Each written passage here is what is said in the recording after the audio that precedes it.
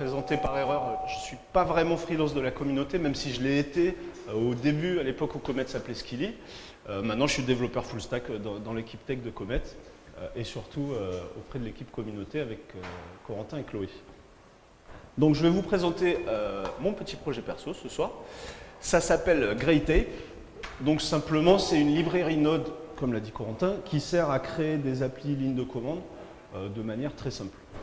Par contre, ce n'est pas tout à fait la même approche qu'un Commander ou ce genre de librairie. Et je vais vous expliquer pourquoi. Donc, c'est moi ça. Donc déjà le contexte, le nom GreyTape, c'est le nom que la NASA donne à l'espèce de gros scotch hyper sturdy qu'ils utilisent pour réparer les choses dans les navettes. Et j'avais choisi ce nom parce que le principe, c'est un composant qui est très low-tech, qui sert à assembler des choses complexes ensemble.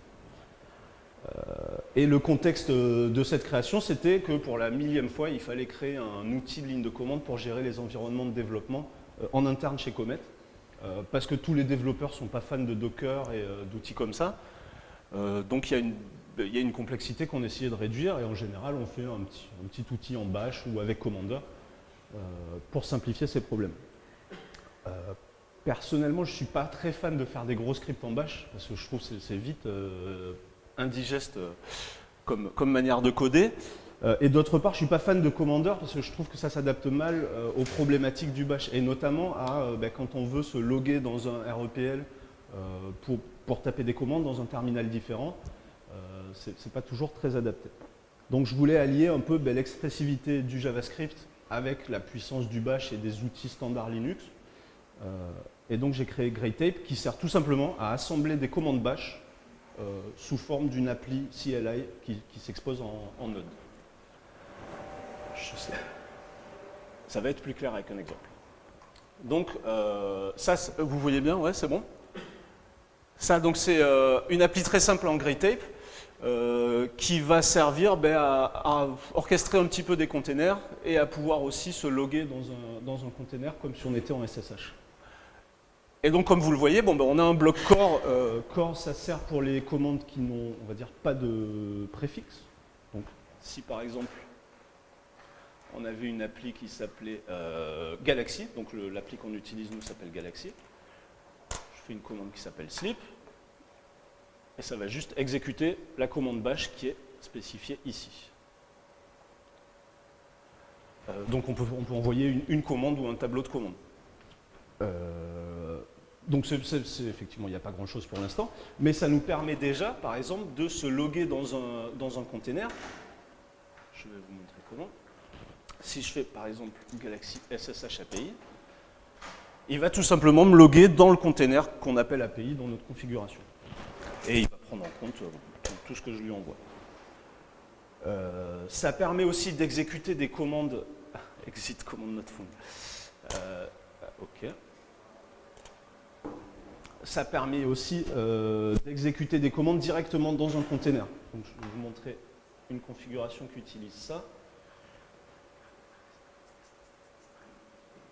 Voilà, par exemple, cette commande, migrate, elle va tout simplement se loguer dans le container d'API, aller dans un dossier et lancer le script npm migrate. Donc ça, c'est une utilisation assez simple de la librairie. Pour avoir plus d'expressivité, il y a un système aussi d'arguments. Donc ce que vous allez faire, le système d'arguments, il se passe en 3 parties. Donc la liste des options, qui est un tableau simplement qui liste les options par leur nom. Ici, on va avoir les défauts. Donc si on ne précise pas cette option, qu'est-ce qu'elle va contenir. Et ensuite, on va avoir un petit mapper qui prend en gros un assemblage des défauts et de ce qu'a mis l'utilisateur et qui va lui faire en JavaScript toutes les manipulations qu'on veut. Moi par exemple je m'en sers pour relier le nom API avec le vrai nom du container dans Docker. Et tout ça, tous ces arguments qu'on a mappés ici, on va les envoyer à la commande. Et donc comme vous voyez, commande en fait c'est juste une fonction qui prend ces arguments et qui va composer des commandes bash avec ça. Donc ce que ça permet aussi, c'est pour ça que je dis que ça mélange un peu l'expressivité du JavaScript avec la puissance du bash, c'est que au sein de ces fonctions, que ce soit le mapper ou l'exécuteur de commande, je vais pouvoir rajouter du JavaScript tout simplement. je vais pouvoir boucler sur un objet, je vais pouvoir utiliser toute la syntaxe très lisible du JavaScript pour retourner toujours un tableau de commandes qui va être passé à un shell et où elles vont être exécutées les unes après les autres. Donc ça, c'est les fonctionnalités. C'est moi qui fais ça Je crois qu'il est éteint déjà. Voilà. Donc c'est une toute petite librairie, donc on est déjà presque au bout. Elle a une caractéristique de plus, c'est qu'elle gère pour l'instant très minimalement des fichiers de config sous forme de .file. Et pour l'instant, le seul argument qu'il y a dans ces configs, en fait, c'est le CWD, donc c'est le dossier dans lequel vont s'exécuter toutes les commandes. Ça permet de ne pas avoir à être dans le dossier où il y a un fichier Docker Compose ou quoi pour exécuter. Et putain, ça allait très vite. Et finalement, la dernière feature de Galaxy qui la rend assez pratique, enfin de GreyTape, excusez-moi. Donc c'est que si on lance la commande sans argument, eh ben, il va nous sortir tout simplement la documentation de toutes les commandes qu'il a pour voilà, faire une espèce de tutoriel automatique autour de votre projet. Donc voilà, GreyTape, c'est une librairie qui permet de faire des choses très simples, de manière très simplement. Et nous, c'est un outil qu'on utilise en interne chez Comet pour notre environnement de développement. Et c'est ce qui nous permet, par exemple dans la team backend, de faire des modifications un peu profondes sur l'orchestration des containers sans avoir à les expliquer à toute la team et que tout le monde ait juste à git pull sur ce projet-là pour avoir son application un jour. Et c'est tout. J'ai rushé un petit peu, mais si vous avez des questions ou... Dis-moi. Ouais. Ah.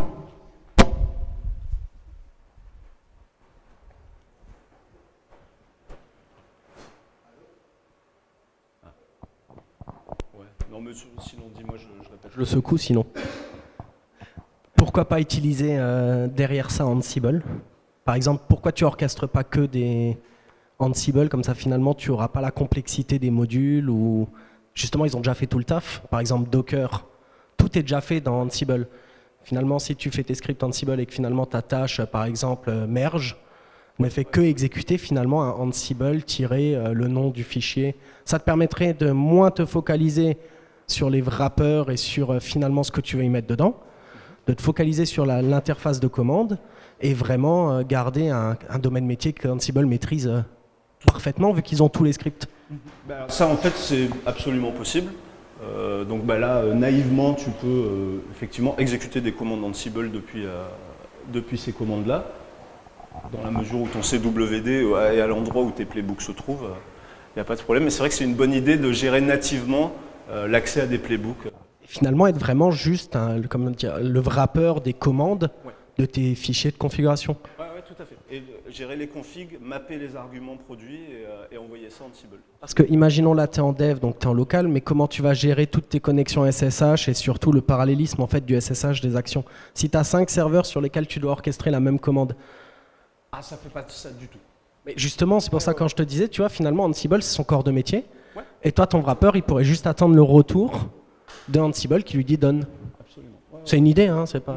Non, c'est une excellente idée. Et, en fait, c'est déjà possible en natif, mais c'est vrai qu'on pourrait faire un helper qui donne accès directement à des playbooks Ansible. Ouais.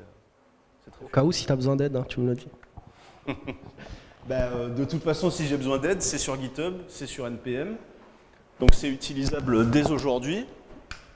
NPM install GreyTape et vous êtes parti. Et bien sûr, moi je suis à la recherche de gens qui seraient prêts à expérimenter avec dans leur environnement de dev local pour voir plus de cas de figure, parce que là c'est limité vraiment à ce qu'on a vu ici chez Comet avec notre config. Ouais. On a là, parce que je vois les commandes, elles sont passées entièrement sous forme de chaîne, ça veut dire que c'est exécuté par le shell par défaut. Ouais, c'est ça. Il va te faire un subshell sur /bin/sh, donc ton shell par défaut. Donc si on a quelqu'un qui utilise du bash et quelqu'un qui utilise du PowerShell, par exemple, ça risque de poser problème. Ouais. Alors oui, effectivement, c'est pas compatible Windows, tout simplement. En fait, ça c'est pour ceux qui ont un shell civilisé et moderne. Non, effectivement, tu as raison, c'est pas du tout compatible shell, mais ça l'est. En fait, comment ma config là qu'on voit n'est pas compatible shell, mais si tu mettais des commandes PowerShell, j'imagine que Node, la couche d'abstraction, serait capable aussi d'envoyer des commandes. Puisque c'est spawn, en fait, c'est process spawn de Node, donc ça spawn sur ton shell actuel. Et t'as pas pensé à le remplacer par je crois que c'est exec, qui permet de passer le nom du programme, puis les paramètres. Pour ça, donc il demande si j'ai pas pensé à utiliser exec, qui est une autre manière d'exécuter des commandes shell en Node. En fait, j'ai pas mal expérimenté entre exec, spawn, spawn sync, pour assurer que les commandes se déroulaient les unes après les autres. Et il y a tout un tas de complications qui font que spawn, en gérant après les événements de close, les sig terms, les sig int et compagnie, c'était un peu la manière la plus expressive et la plus simple de faire. Anyone? Ouais. Non, je vais répéter la question. Du coup, je ne sais pas si tu as déjà regardé RunJS. RunJS? Ouais, faire des runfiles. Non, pas du tout. Je pense que c'est à peu près similaire comme projet. Ça Ok. permet d'utiliser du async await pour faire des commandes. Tu fais ta commande line en JS, tu exécutes un peu ce que tu veux. Et je ne sais pas si ça provide toutes les façons d'exécuter, mais tu peux faire des trucs asynchrone, parallèles. Ok, Voilà. très cool. C'était connu. Non, je connaissais pas du tout. Moi, c'était mon projet perso des vacances de Noël. Je pense qu'il y a des idées là. Ouais. Enfin, ça se ressemble beaucoup. Je vais noter ça juste après. Nobody? Bon, je vous rappelle juste, ça s'appelle Great Ape. C'est sur NPM, c'est sur GitHub, donc n'hésitez pas. Si vous avez des idées, si vous voulez l'utiliser, je suis vraiment très dispo pour faire du support là-dessus, pour voir vraiment les cas d'usage réels en entreprise, donc n'hésitez surtout pas. Et là, tout à l'heure, vous avez dit que ça, c'est un rendu que vous avez développé pour Comet ici en interne, Ouais. pour optimiser la productivité, c'est ça? C'est ça, absolument. Ouais. Enfin, c'est un projet perso, mais qui avait une application ici chez Comet. C'est quoi les retours d'après la communauté sur GitHub ou Red Hat ou des choses comme ça? Pour l'instant, j'ai pas marketé ce projet énormément. Donc les retours, pour l'instant, c'est vous. Allez. Ok. Je vous remercie.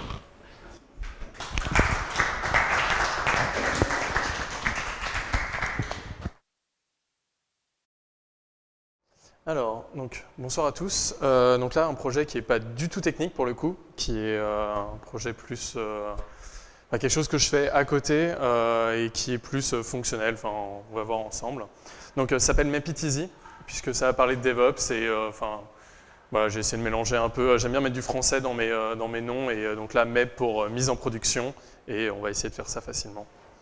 Moi, vite fait, je suis freelance dans la communauté Comet et en gros, je m'occupe de tout ce qui est autour du DevOps et je suis fondateur donc, de Bar-Pilot et avant, j'ai travaillé dans des cloud providers chez Criteo, donc aussi bien des startups que des assez grosses sociétés.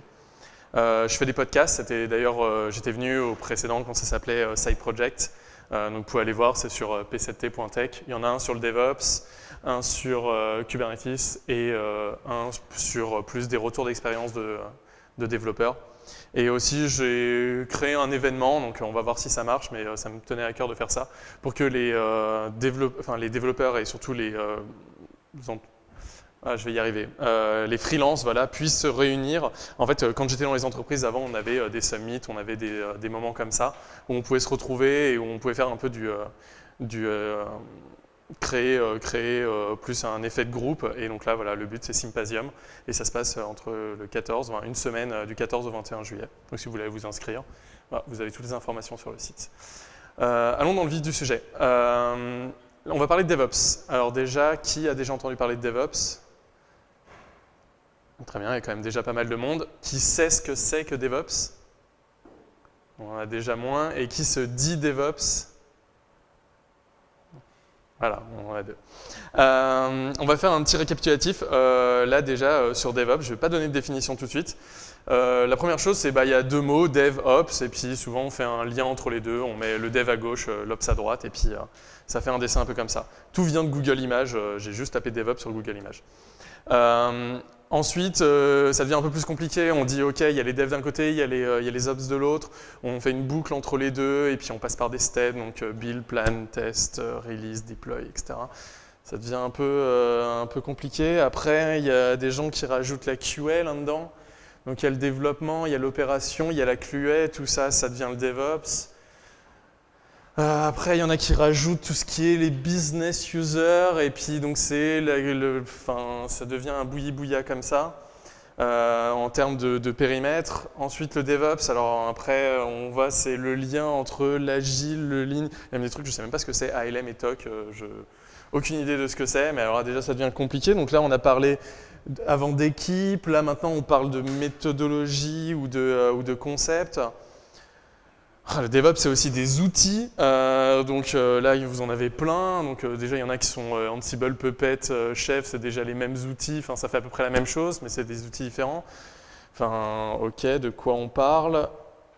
Après, on dit que c'est de l'infrastructure, donc avec du messaging, configuration management, des code review, du monitoring, des choses comme ça. OK, tout ça, on en a déjà tous entendu parler quand on a parlé de DevOps. Après, c'est une culture aussi, donc il y a de la communication, transparency, de la transparence, blameless, de la confiance, de la collaboration. OK, et à chaque fois, il y avait marqué DevOps dans le dessin. Et là, on se dit qu'il y a quand même un petit problème dans comment on peut le définir. Là, et malheureusement, quand on a des mauvaises définitions, souvent on prend de mauvaises décisions et on fait de mauvaises actions dessus. Une des premières choses qui apparaît, c'est sur le recrutement. À peu près tous, à mon avis, vous avez déjà dû voir dans des offres d'emploi avoir marqué « on est DevOps ».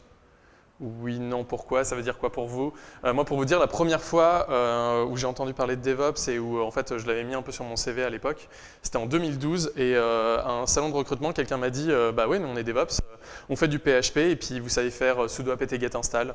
Voilà, vous êtes DevOps, vous faites du PHP. Et j'ai un peu ri sur ce moment-là, mais c'était assez dur et c'était en 2012, donc voilà, dès le début même, c'était assez compliqué d'expliquer ce que c'était. Un autre point qui devient important, c'est la dette, aussi bien technique que même pas technique, puisqu'on a parlé tout à l'heure de culture. C'est qu'en fait, quand on ne sait pas ce que c'est, et ben en fait, des fois, on fait des mauvais choix ou on ne fait pas de choix. Et on brande quelque chose, on dit voilà, les Ops maintenant, c'est des DevOps, ou c'est des SRE, ou c'est je ne sais pas quoi. Et on fait des choix, on fait des mauvais choix et on garde une dette. Moi, la définition que j'ai trouvée, que je vous propose et que j'ai lu pas mal, c'est en fait, on ne va pas prendre en fait, de définition, on va prendre une définition qui est ultra générale. Le DevOps, en fait, c'est surtout la façon de tuer des barrières entre l'idée et l'exécution. Et en fait, en prenant cette définition-là, déjà, en fait, ça regroupe un peu tout ce qu'on avait avant. Il peut y avoir des outils qui sont de la culture, il peut y avoir des outils qui sont techniques, on peut avoir des types d'organisation. On a vraiment... on inclut un peu tout ça là-dedans. Et en plus, on ne donne pas de définition claire qui fait que des gens peuvent rentrer dedans. On va quand même essayer d'aller un peu plus dans le détail. Et là, je vais me baser sur un article qui s'appelle « The First Stage on DevOps Maturity », qui a été publié dans Forbes en novembre dernier. Donc, il y a le lien, je vous le donnerai après. En gros, ça se base surtout sur un concept très important qui sont les 4 étapes de la compétence. Et en fait, c'est une théorie qui date des années 70, donc elle est vraiment pas récente. Ça dit que toute compétence, pour atteindre toute compétence, on passe par 4 étapes, toujours, enfin par 4 états et donc 3 étapes pour y arriver. En fait, à la base, on est incompétent, inconscient. On ne sait pas qu'on ne sait pas. On ne sait pas qu'on ne sait pas quelque chose et on n'en a jamais entendu parler et c'est l'étape 0.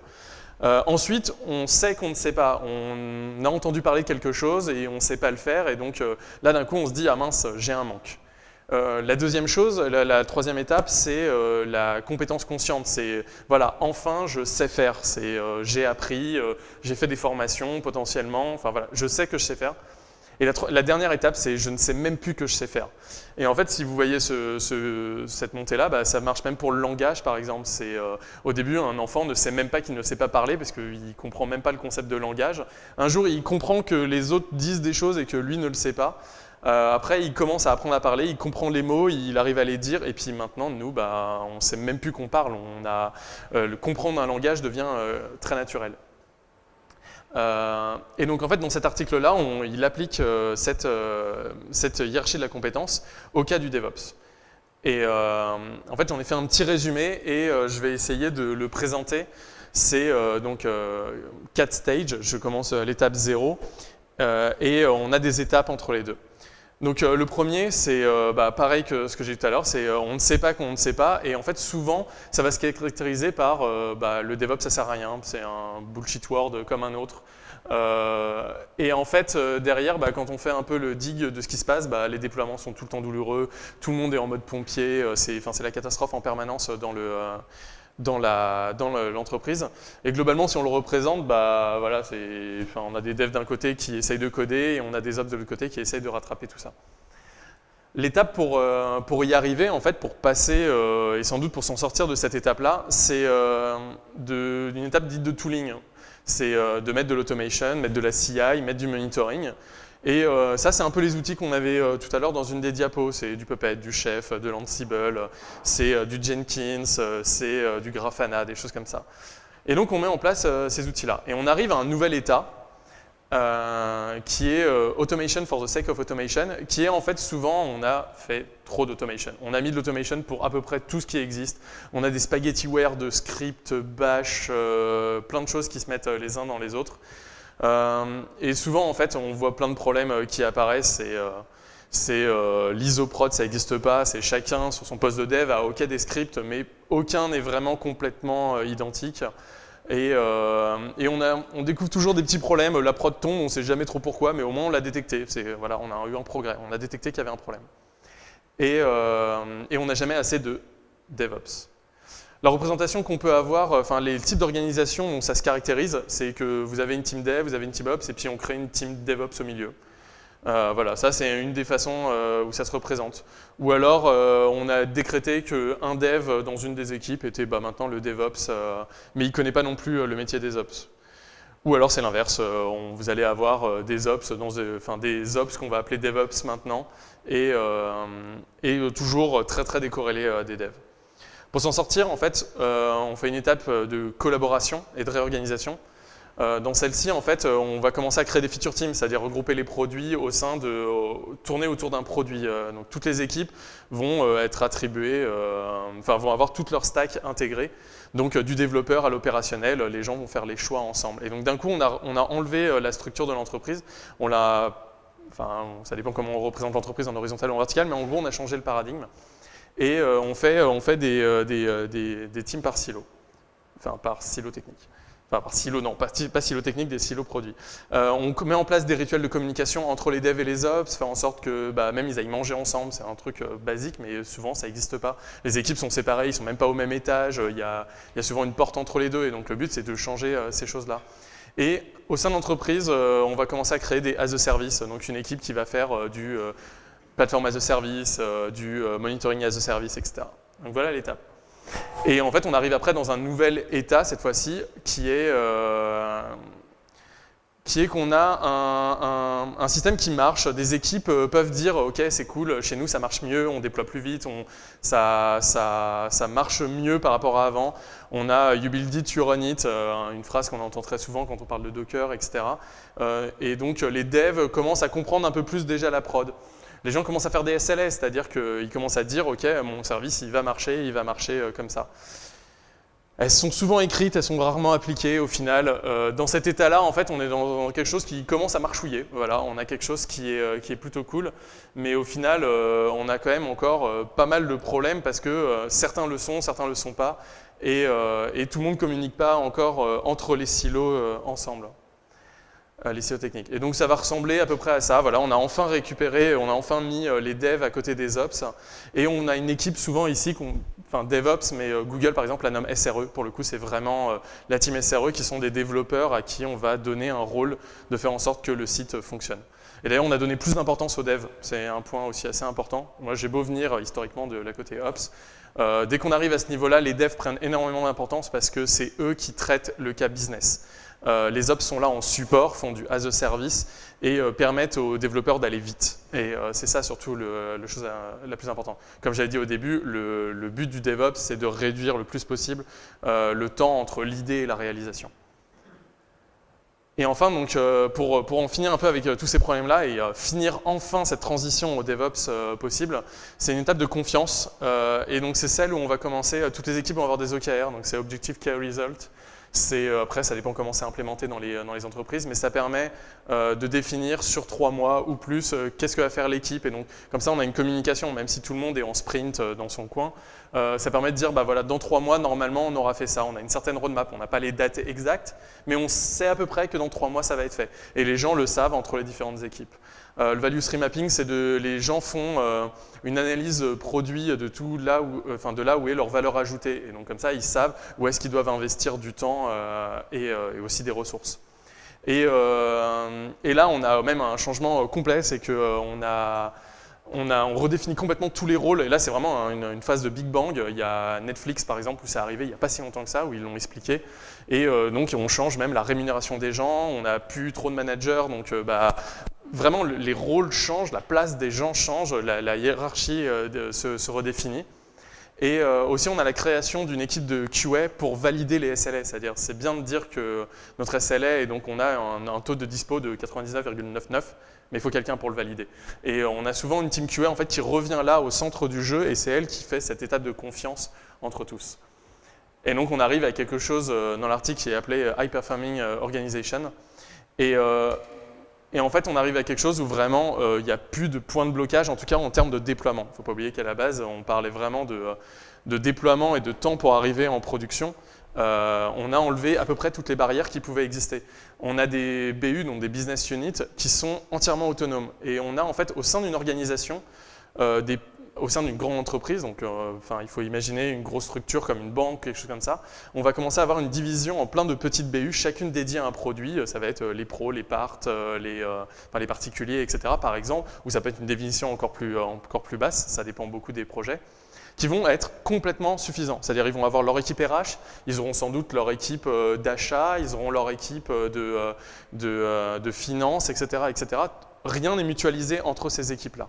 Et c'est là en fait où on arrive à avoir les choses les plus performantes et les plus rapides. Et on a encore des teams de sécurité, d'ops, etc. Mais ce qui est important, c'est qu'en fait, elles ne font qu'essayer d'édicter des règles, mais elles n'essayent pas de les implémenter et de les forcer. Elles ne sont là que pour un rôle de consultation. Le but à la fin de tout ça, donc des 3 étapes que je vous ai mis et des 4 bullet points, enfin des 4 états et des 3 étapes, c'est en fait un but de notation, d'autonotation. C'est-à-dire, en gros, ce que j'aimerais à la fin avec Mepi, c'est que les gens puissent aller dessus et se dire moi j'en suis à l'état 2 en fait, et voilà, j'ai implémenté ça, j'en suis là, rejoignez-moi pour passer à la dernière étape. Et en fait, ça permettrait d'avoir quelque chose de beaucoup plus serein quand on va dans une société et de savoir exactement où est-ce qu'on en est. C'est-à-dire, oui, on est en train d'implémenter DevOps, mais où est-ce qu'on en est? Et ce serait ça en fait le but dedans. Quand on passerait des entretiens, quand on ferait n'importe quoi, des gens pourraient dire, nous, on est tel chiffre. Et pourquoi pas un chiffre à virgule? On est à l'étape 2,3 parce qu'on a implémenté tel et tel sujet. Pour en voir un peu plus, il y aura un site, c'est pas il y a un site, c'est il y aura un site, mepi.io, qui est déjà réservé. Il y a aussi le GitHub qui va avec. Je suis en train de le développer, donc pour l'instant, il n'y a pas grand-chose. Tout est en Creative Commons by en 4.0, donc le but, c'est vraiment que tout le monde puisse partager dessus. Et pourquoi? Parce qu'en fait, j'ai besoin d'avoir l'expérience des gens, c'est-à-dire, je suis sûr que vous êtes tous passés par des entreprises ou qui avaient plus ou moins déjà été à certaines étapes, et le but, c'est d'enrichir un peu cette base de données de quand on est à cet état-là, qu'est-ce que ça veut dire, pour pouvoir avoir un questionnaire peut-être plus fin et qu'on sache un peu plus où est-ce qu'on en est. Dans les étapes aussi, dans passer de la CI d'un point, par exemple la CI, ce serait bien que les gens puissent mettre leur projet et dire voilà, ce projet-là, il aide à passer de tel endroit à tel endroit, de telle étape. Et aussi d'avoir essayé de développer le site. Donc je le fais moi-même, mais je ne suis clairement pas un web développeur. Donc si des gens veulent travailler sur les questionnaires, etc., je suis ouvert à toute proposition. Voilà. Je ne sais pas si vous avez des questions.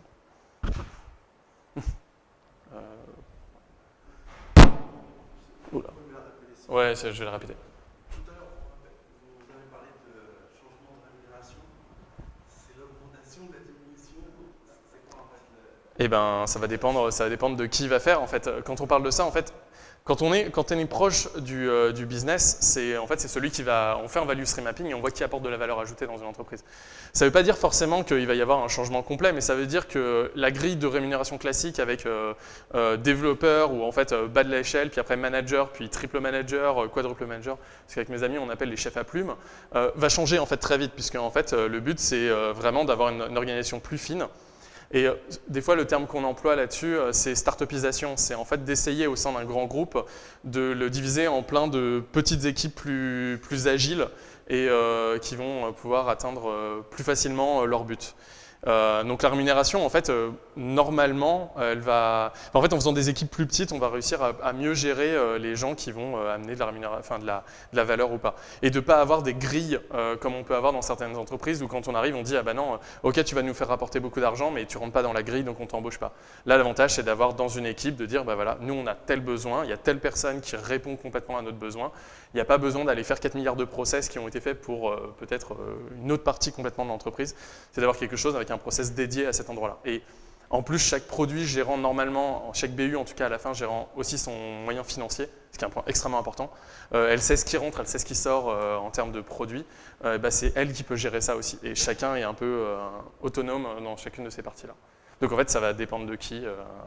J'ai pas de réponse, il n'y a pas de réponse en fait immédiate là-dessus. Mais ça va permettre d'être plus flexible là-dessus et de ne pas avoir des augmentations générales de X% dans une entreprise qui ne veulent pas dire grand-chose, mais d'avoir, comme on en pourrait avoir dans une start-up en fait. Vraiment, il faut plus imaginer ça dans cette vision-là. Il y avait une autre question ? Ouais, tu as pas mal décrit la problématique dans des grandes structures, qui sont des structures qui généralement en fait savent déjà qu'elles doivent accomplir ce travail-là. Donc je voudrais revenir à l'étape 0 en fait, parce qu'on est arrivé dans une entreprise et c'était peut-être un cas un peu extrême, mais où on en était au point où il n'y a carrément pas de dépôt de code source centralisé. Ce qui m'a empêché de bondir. Mais je me suis rendu compte qu'en fait, ce qui me semblait quand même évident comme pratique d'ingénierie n'était pas du tout pour certaines personnes. Et donc, finalement, je me demandais comment tu fais pour, en quelque sorte, marketer et expliquer ce besoin. Alors la question c'est comment faire pour, dans des équipes qui ne connaissent pas du tout pas mal de principes, comment on fait pour marketer des choses qui peuvent paraître évidentes dans le monde de l'industrie. Et ben justement, c'est exactement ça, j'ai déjà été confronté à ce genre de problème-là. Le but là justement de mes pics tels que je le fais, c'est d'essayer d'avoir quelque chose de beaucoup plus clair, de cadré et surtout de montrer le chemin. C'est-à-dire de dire, c'est pas du jour au lendemain qu'on va y arriver, mais on va avoir un chemin. Et en plus, c'est de montrer en fait, que les gens puissent se reconnaître.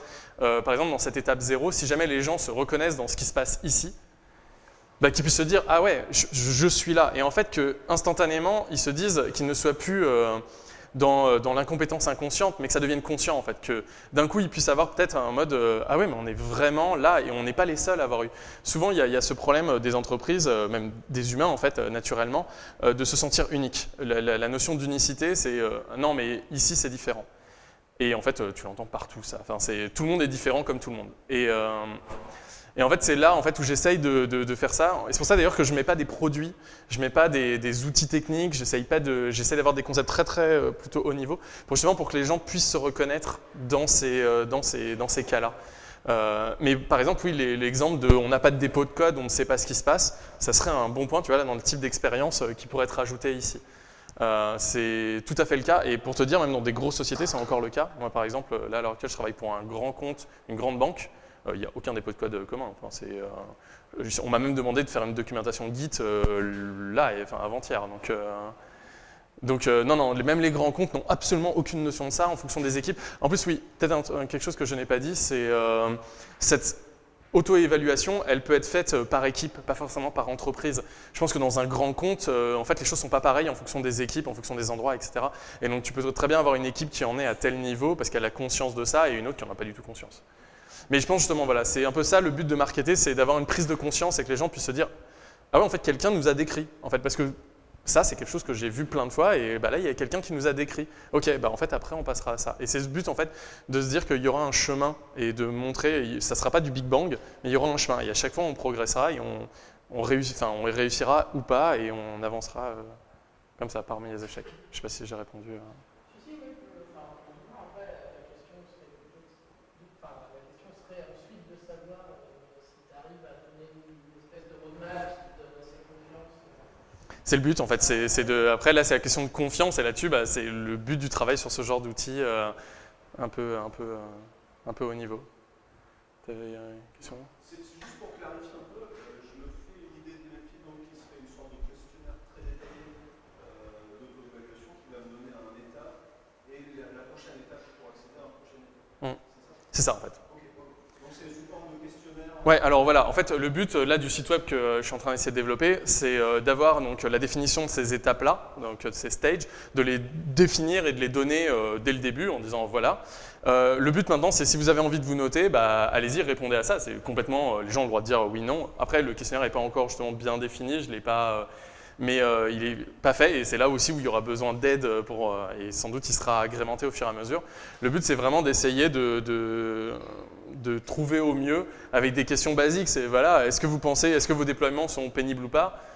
Oui, non. Voilà, c'est peut-être des choses comme ça, des choses. Après, peut-être que les gens pourront mentir ou peut-être se faire une illusion d'eux-mêmes, mais le but, c'est peut-être dans une équipe, les gens le fassent plusieurs fois, où quelqu'un dise « Ah, moi je l'ai fait, je suis tombé à 2,3 et quelqu'un le fait, enfin non, moi je suis tombé à 0,5. » Là, d'un coup, on a vu qu'il y a une différence de perception de la même équipe par deux personnes de la même équipe. Et peut-être là, ça créera des discussions au sein de cette équipe. C'est juste un outil pour créer de la discussion et pour créer mais au moins qu'on puisse avoir une sorte de langage commun en fait. Comme je disais, de ne pas avoir de définition, ça fait qu'on n'a pas de langage en commun, on ne peut pas discuter en fait ensemble. Là, c'est peut-être d'en avoir un et de dire, il y aura peut-être d'autres méthodes qui existeront du même type, mais là on dira juste, voilà, en MEPI, on est comme ça. Ça ne veut pas dire que c'est la seule et l'unique qui existera, mais on pourra l'évaluer comme ça. Vas-y.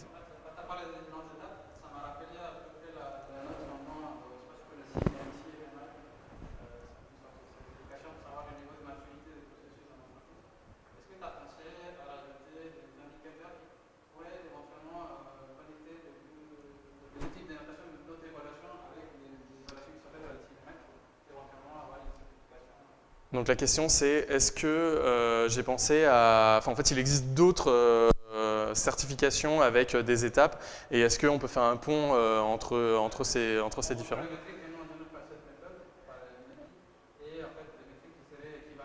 Voilà, et trouver des équivalences dans d'autres. Alors non, en fait, j'y réfléchis, j'y ai pensé. Clairement, je les connais pas assez déjà en termes de. Mais c'est quelque chose où j'aimerais bien justement des gens puissent donner leur expérience là-dessus et de dire, en final, ça ressemble peut-être un peu à ça dans tel secteur. Ouais, ce serait quelque chose de très intéressant à rajouter pour. Même si c'est que des ordres d'idées et des choses pour dire, voilà, ça peut ressembler à ça. Mais je pense, de toute façon, si jamais les gens commencent à utiliser MEPI, des gens trouveront ces relations-là et peut-être en parleront dans des blog posts, etc. Potentiellement, après, cette relation-là, elle se créera peut-être juste par la communauté. C'est intéressant en fait, de voir qu'évoluer le contraste en fait, entre notre relation avec leur propre métrique, entre discussion, et tout, et la relation qu'ils auraient eue si c'était passé par une instance de certification pour dire voilà.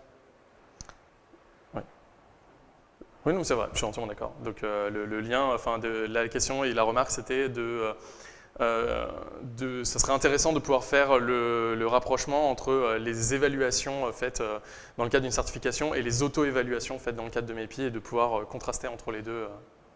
Voilà. Je ne sais pas s'il y a une autre question ou c'est bon. Super, merci beaucoup.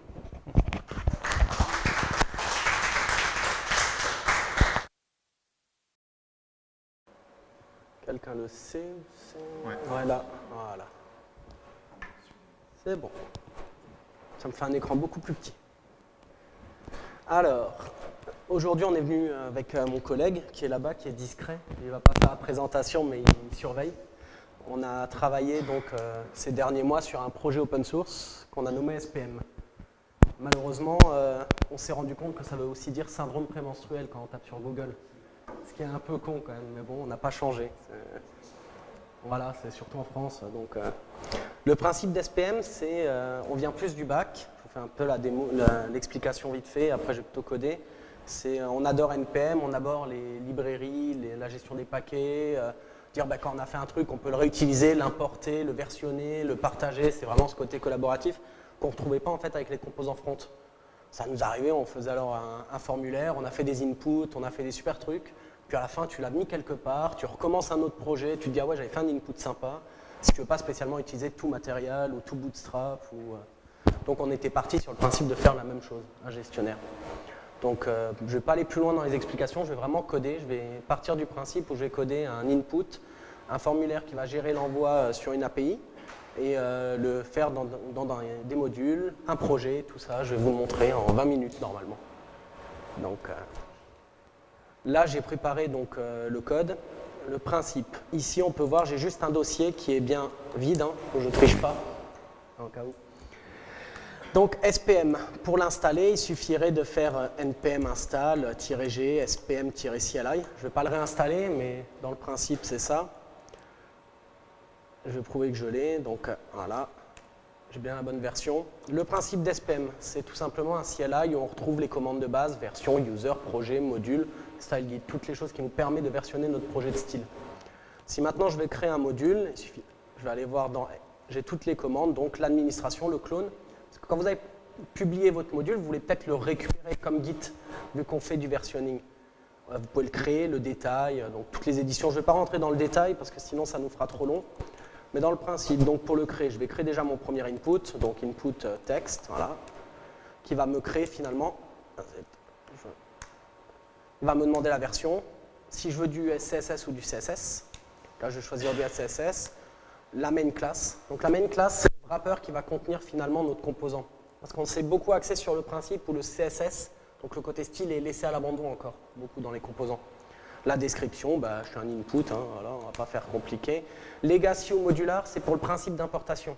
Legacy, c'est vraiment la balise script avec SRC, le lien. Modular, c'est vraiment les imports. C'est-à-dire si on l'utiliserait au sein d'un framework, donc Angular, React, ou même depuis les nouvelles versions sur Chrome, par exemple, on peut importer directement dans les balises script. Ouais, mais bon, c'est très peu pour l'instant, donc il y a les deux versions. Et ça va changer en fait le rendu du code qu'on en fait. La catégorie, on va dire c'est un input, un form, un texte. Voilà. Je pourrais mettre mon repo, le readme, la licence. Et là, finalement, il va me créer un ensemble de fichiers nécessaires. Là, on est vraiment comme NPM dans le principe d'une création. Voilà. Ici, je retrouve finalement mon dossier. Donc, je vais aller là. Ce dossier, je vais déjà juste générer le SCSS. On n'a pas voulu prouver, parce que c'est déjà un projet qui nous a pris quand même 4 mois à développer, très complexe, très lourd. Donc on n'a pas voulu prouver le principe d'un watcher ou de script. Je veux dire, c'est quelque chose qui est approuvé. Et même aujourd'hui, les entreprises qui le bêta-testent pour nous, on n'a pas besoin de vendre. Je veux dire, ce n'est pas une valeur ajoutée dans les premiers mois. Donc par exemple, juste pour déjà watcher, je le fais à la mano. Je veux dire, alors que je pourrais avoir le script qui le fait. En sachant que j'ai. Donc, tac, CD, stop, commit. Je vais juste en ouvrir un autre. Voilà. Ok, donc maintenant que je l'ai watché, ici, normalement, c'est bien le point input text qui devrait être utilisé. Dans le HTML, on le retrouve là. Je vais juste l'enlever. C'est pour ça que j'en ai régénéré un autre. Pourquoi? Pas parce que ça ne marche pas, mais parce que pour le souci du live, je mets un serveur qui recharge, qui reload les pages pour ne pas devoir reloader. Et le problème est si j'ai un souci de... En fait, Chrome bloque la protection des extensions qui ne sont pas approuvées par Chrome. Il faudrait que je change Chrome, et là, par souci de live, je ne le fais pas. Voilà. Ok, donc je vais juste déjà faire un premier essai. On va juste changer le H1 et mettre un color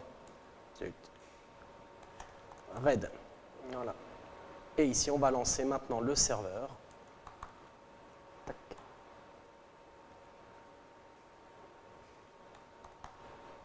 Non, je veux pas l'index. C'est bien raide. C'est juste pour vérifier qu'on a bien la connexion qui est faite. Voilà. Maintenant, ça va aller assez vite. N'hésitez pas à me poser des questions. Je vais copier-coller le code. Je l'ai préparé. Comme d'habitude, je fais une présentation sur 1 heure.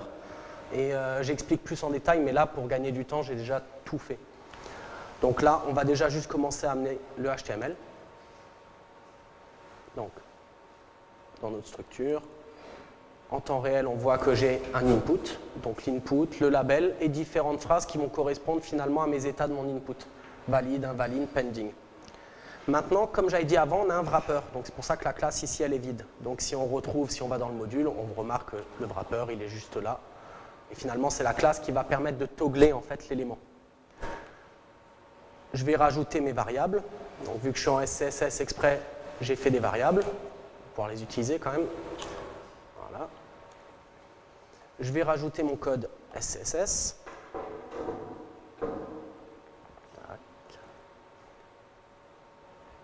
Je vais enlever le H1, il ne sert plus à grand chose. Et là, on va déjà voir ce que ça rend. Donc, j'ai un input complet, voilà, avec un effet standard. J'ai plus les phrases ici en bas. On voit parce que si on regarde dans le code, c'est les classes messages valides et je ne les ai pas mises. Parce que le but, c'est qu'on puisse les toggler pour pouvoir afficher ou pas la phrase. Donc là, pour prouver qu'ils sont fonctionnels, je vais juste les mettre. Voilà. Et on va voir les 3 phrases qui s'affichent. Normalement, le but, ce n'est pas d'avoir les 3 classes en même temps, mais c'est déjà pour prouver. Maintenant, je vais pouvoir publier ça. Donc, je vais encore ouvrir un autre. Ça, c'est le principe, après, justement, qu'on veut automatiser avec le Watcher pour ne pas avoir à lancer que ce soit le serveur de render ou SassWatch. Donc, commit, voilà. Ici, donc, pour le publier, je fais SPM, M, et si on regarde bien dans les commandes, il y a un publish. Je vais l'agrandir juste, celui-là on s'en fout de le voir, voilà. Il y a un publish qui est là, donc je vais relancer, publish. Là, il me gueule dessus.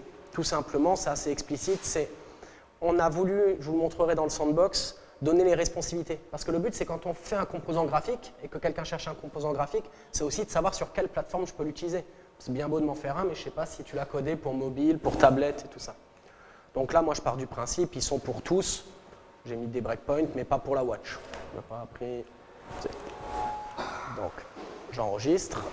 Et là, je vais retenter ma publication. Là, ça marche, mais il me demande est-ce que j'ai les droits. Je ne me suis pas connecté encore. Donc, si on voudrait se connecter, on peut aller via l'interface graphique, bien sûr, du site qu'on a fait, qui est là. On peut se créer un compte, mais je peux aussi le faire sur le CLI, vu qu'on a l'habitude. SPM user register. Voilà. Et là, je vais me register sous commit. commit@email.com, voilà. Et hello 1, 2, 3. Je suis connecté. Donc maintenant, finalement, je vais le republier. Je vais dire que c'est bon. Et là, il me dit success, j'ai réussi à le publier. Donc, qu'est-ce que ça m'amène, ça? Ça m'amène ici que dans les modules, je peux chercher maintenant sous commit, vu que j'ai publié un module, le nom du module. Où finalement, j'ai le rendu graphique de ce que j'ai, avec l'interaction. Ce n'est pas juste une image. C'est-à-dire que je pourrais vraiment tester en live le composant de quelqu'un et mes responsivités. C'est-à-dire que j'ai dit qu'il était responsive. Et on peut tester le rendu réel. J'ai mis un breakpoint comme quoi il doit se centrer et il prend 50%, donc on voit bien qu'il prend 50% et qu'il se centre. On voit le code, on voit la classe qui existe. Bon là, j'ai que celle-là, donc je pourrais la toggler et jouer avec, mais ça m'enlève tout.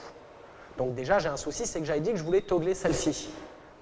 Donc typiquement, pour toggler celle-ci, qu'est-ce qu'on fait? On rajoute ici dans les classes, finalement, toutes les classes qu'on veut pouvoir toggler. On le dit à la personne. Donc pending, valide, invalide. Et là, finalement, je peux juste patcher mon... Donc, version, patch. Et je peux republier. Et finalement, en faisant ça, là maintenant, le sandbox et le module, cette fois-ci, sait qu'il y a d'autres classes qui existent et que je peux utiliser. D'ailleurs, elles ne sont plus là, on les voit. Et là, maintenant, dans mes classes, j'ai bien toutes mes classes qui peuvent être togglées. On voit en temps réel, pending. Maintenant, moi, j'aimerais bien que de base, il y ait la classe pending qui s'affiche, même quand les gens arrivent. Donc ça, maintenant, c'est toute la conception qui est ici pour le sandbox. On peut paramétrer tout le sandbox, c'est-à-dire il y a plein d'options, je ne rentrerai pas encore une fois dans le détail. Ça permet juste de dire, maintenant, si j'ai patché comme ça, la personne, quand elle va aller sur le module, finalement, la première chose qu'elle va voir, c'est quand même pending. Et on voit maintenant mes 3 versions du module qui ont été versionnées. Donc là, maintenant ce pending là, moi j'aimerais bien qu'il soit orange. Je ne peux pas sans aller dans le code. Et j'aimerais bien que les gens puissent pouvoir changer la couleur en l'adaptant à leur charte graphique. Donc encore une fois, ici on voit variable, c'est grisé, donc pour l'instant je ne peux pas l'utiliser. Donc encore une fois, ça se modifie dans le code.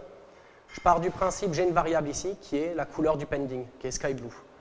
En faisant juste $_ le nom de la variable, finalement en fait en faisant ça, quand je vais le publier, ça va dire au process qui se passe sur le serveur, cette variable va pouvoir être instanciée.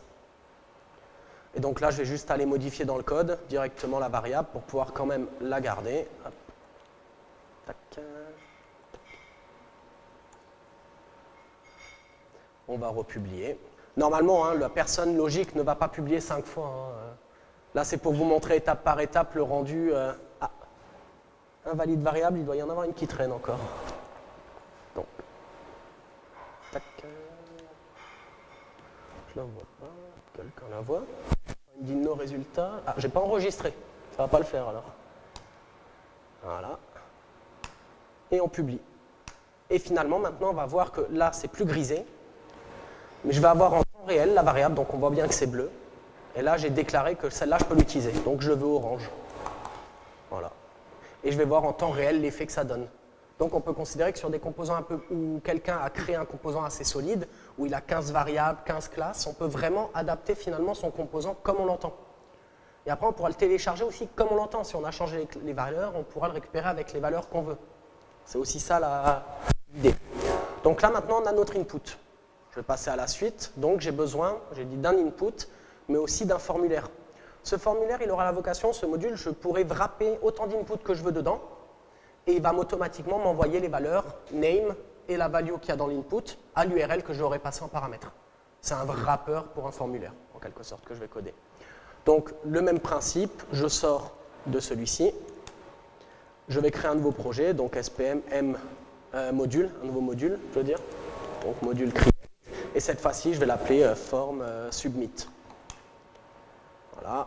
Donc là, je m'en fous, j'aurai pas de style dedans, donc le wrapper, c'est bon, la description, bon, je suis obligé. Voilà, c'est un form. Legacy, c'est aussi un form, la catégorie. J'ai pas de repo. Voilà. Je vais juste couper celui qui traîne à côté, j'en ai plus besoin. Hop là, et lui aussi. Et pareil, je vais faire un. Je vais aller dans l'autre. Non, light server qu'on va runner. Et voilà. Et le form submit qu'on retrouve bien là, comme quoi il a été créé. Voilà, donc maintenant on va commencer à coder ce qu'il y a dedans. Ici j'ai exactement j'ai pas le problème de mon point normalement. Ah si, je crois qu'il met aussi un point de base. Je vais juste vérifier. Non, j'ai pas le problème du point vu que je suis que en CSS et qu'il n'y a pas de principe de pré-pros du CSS. Donc maintenant, suite à ça, donc je vais juste faire pareil, je vais copier les informations, le HTML, qui va me donner finalement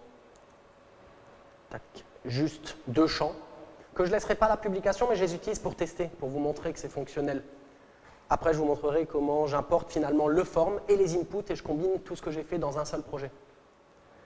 Donc ici, j'ai juste mon test de formulaire, bon, qui ne va pas faire grand-chose, parce que si là, je mets quelque chose, il me reload la page, ce que je ne veux même pas.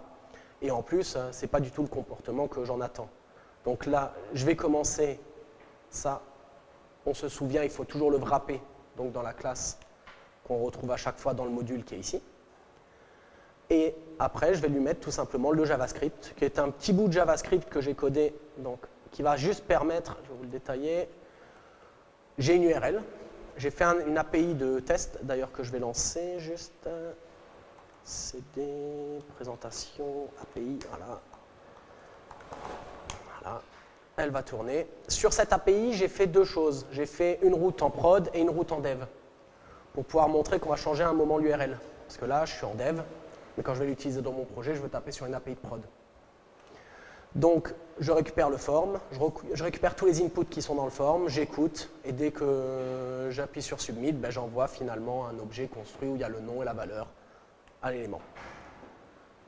Voilà, donc ça je passe, ça j'irai après. Donc, si on va là, on regarde, name Hervé, âge 26, je rentre, j'ai un success, et si on va voir là, j'ai bien sur le serveur Hervé et 26 qui sont tombés.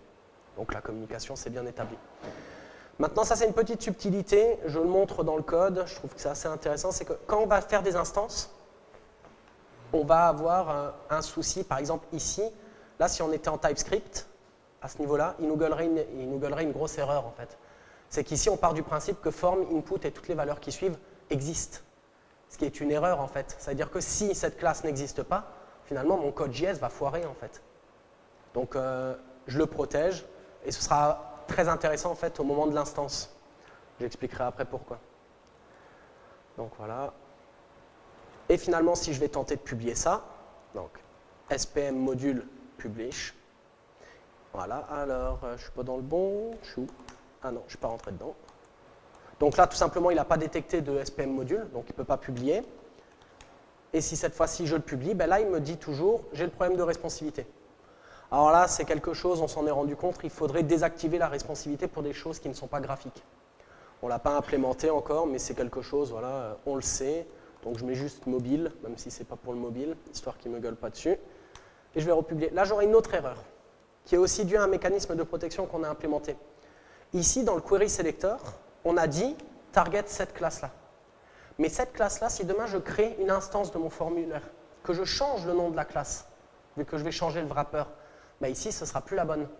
Donc en fait, on est parti du principe que tous les query selectors, tous les appels sur une classe, un ID, en fait, sont en quelque sorte, il y a une table de corrélation entre un nom, que je vais appeler ABC, et finalement le nom de la classe au moment donné.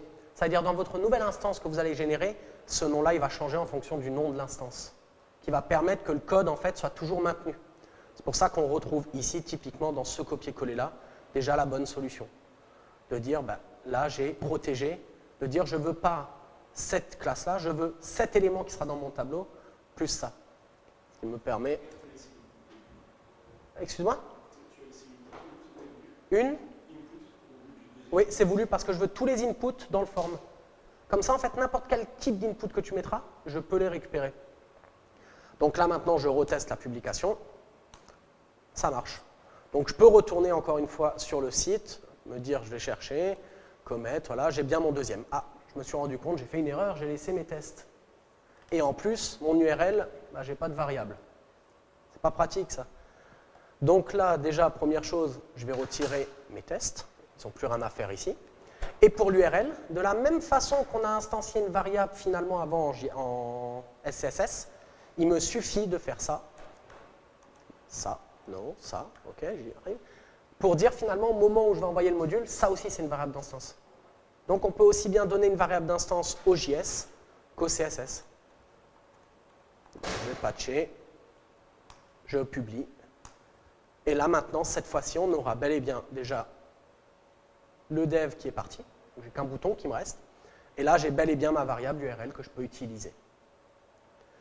Maintenant, bah, on a tous les composants qu'il nous faut pour faire notre fameuse page avec notre formulaire. Donc pour faire la page avec les formulaires, cette fois-ci, on va juste sortir de celui-ci. On n'est plus dans un module. Cette fois-ci, je vais tout simplement faire un projet. Donc je vais créer mon project. Voilà, je vais rentrer dans le project. Et cette fois-ci, en fait, je vais instancier pour lui dire, ici, c'est un projet. Donc SPM Project Create. Parce que c'est un autre comportement. Ici, il va pouvoir importer des modules, traiter les modules, il va vraiment gérer en fait ce qui se passe dedans. Donc là, je dis que c'est en SCSS, voilà. C'est juste les noms des fichiers qui me donnent. Voilà. Donc là, finalement, l'arborescence qu'on retrouve, on a tout un ensemble de fichiers aussi nécessaires. Je vais devoir relancer juste le saswatch. Donc, encore une fois, sas-watch. Style, voilà. Non, avec un seul, ça va pas. Voilà.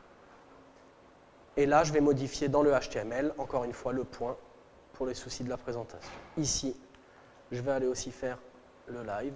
Voilà.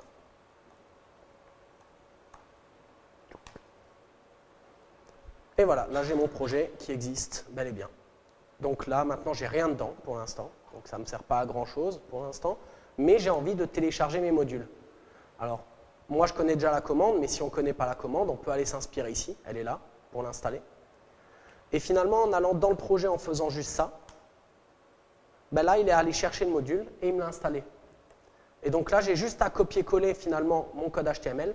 Ça, c'est une grosse feature. D'ailleurs, si quelqu'un s'y connaît dans tout ce qui est les add-ons, non, les snippets et les plugins, genre sur les éditeurs de texte, genre Atom et tout ça, c'est une feature qu'il faut implémenter. C'est un peu chiant, donc au cas où, je passe l'info. Donc voilà, on va juste mettre le form, et là, quand on va reloader, on va juste voir pour l'instant un form. Pas grand-chose, il y a juste mon bouton send. Ça ne va pas me servir à grand-chose, mais je pars du principe où je veux aussi mes inputs. Donc, je vais chercher mes inputs. Non, dommage. Et de la même façon que j'ai installé finalement le bouton send, je peux installer mes inputs. Donc, je vais en faire un là, voilà. Et de la même façon, si je copie-colle tout simplement le HTML, dans le formulaire déjà directement, vu que le formulaire sera capable de trouver les balises. Et je vais juste en mettre 2, je vais changer le nom. Ici, on va mettre, allez, là on voit toutes les classes qu'il a rajoutées. Ça, encore une fois, si j'étais un peu moins feignant, j'aurais pu créer un mécanisme JS qui toggle les classes en fonction de l'état de l'input. Ce n'était pas le but pour la démo non plus, encore une fois, mais c'est un peu de la feignantise de ma part. Donc ça, il faudrait que la personne qui utilise ce composant gère elle-même. Ou sinon qu'elle en trouve un ou que c'est déjà géré en interne. Donc là, je vais mettre que c'est l'âge, non, l'email. Ouais, email, voilà. Tac. Et là, maintenant, on a donc nos deux composants, email et username, dans notre formulaire. Si je tape donc Hervé et hervé@email.com et que j'envoie, j'ai un success. Il est bien arrivé sur le serveur, mais en dev. Ah, tiens, ça me pose un souci, ça. Moi, je ne le voulais pas en dev, je le voulais en prod sur mon projet. Donc, finalement, qu'est-ce que je peux faire? Je fais SPM, module generate, c'est-à-dire que je vais générer une nouvelle instance de mon module. Alors là, si je fais ça, il me dit, bah non, il manque le nom. Donc, OK, bon, bah, je veux form, submit, prod, par exemple, pour la prod. Et là, il va me demander quel module je veux instancier. Créer une nouvelle, en fait, instance de mon module, celle-là. Et là, en fait, il va me proposer de changer toutes les variables disponibles dans mon module. Et là, finalement, ben, je vais mettre prod. Voilà. Et en faisant ça, finalement, si je change juste la classe qu'on voit d'afficher ici, là, parce que j'ai changé le wrapper, et que je refais hervé@email.com, voilà, et que j'envoie, j'ai un success, mais cette fois-ci, je suis bien sur la prod. Parce qu'en fait, j'ai deux éléments différents. Sans rentrer dans le détail du code, on peut retrouver ici dans le projet les instances. Ici, on a les modules, et on voit bien que dans les instances, j'ai bien 3 instances. J'ai instancié la première fois mon formulaire avec les valeurs de base, parce que je l'ai téléchargé avec les valeurs de base, j'aurais pu passer des arguments pour déjà changer les valeurs à ce moment-là. J'ai créé une nouvelle instance de mon formulaire, et j'ai mon input. Maintenant, si ici, j'ai envie d'avoir un password aussi, je pourrais aller là. Pareil, je copie-colle finalement mon élément, tape password, voilà, je mets les choses bien, l'email, password et password. Okay. Et là, je le veux pas valide, mais pending, on va dire en attendant. Pending. Tac. Il est bleu. De la même façon, ici, si je le voulais par exemple rose, je peux faire exactement la même chose que j'ai fait finalement avant, ça, module generate, et cette fois-ci, je veux pink input. Voilà. Et cette fois-ci, au lieu de prendre le form, je prends l'input et il me propose toujours des valeurs. Je pourrais en avoir encore une fois plus, mais c'était pas... Et là, si je prends juste le nom pink input, que je le mets là, et bien finalement, il est bien rose. Et je pourrais toujours envoyer. Voilà l'idée de la démo avec les notions assez simples. Des questions? N'hésitez pas. Hein. Vas-y. J'aurais 2 questions. La première, c'est vous avez créé votre propre système de package avec votre base de données sur laquelle vous avez tous les packages de style. Oui, alors on a notre propre système de package que tu peux voir. Donc on a les fichiers qui nous permettent de versionner en quelque sorte, c'est le project SPM. Et dans les projets, on voit, dans les modules, je veux dire, on voit les modules SPM qui nous permettent finalement d'avoir que ce soit les classes, le README, les informations nécessaires.